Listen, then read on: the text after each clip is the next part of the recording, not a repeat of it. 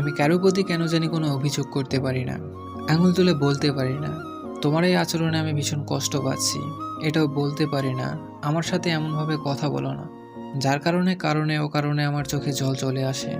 আমি আসলে শক্ত হতে পারি না কাছের মানুষদের ওপর, কেমন যেন কাদামাটির মতো নরমে থেকে যাই।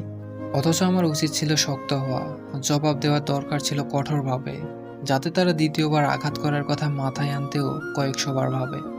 কিন্তু আফসোস, আমি তা পারি না। এই যে কাদামাটি বললাম নিজেকে, যার কারণে বুঝেও সোজা হয়ে দাঁড়াতে পারি না, ভেঙে আমাকে পড়তেই হয়।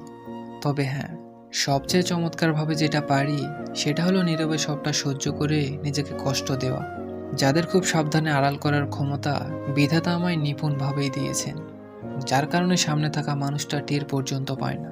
তার সামান্য একটু শব্দে উচ্চতায় সামনের মানুষটা কেঁদে গেছে কতটা নীরবে।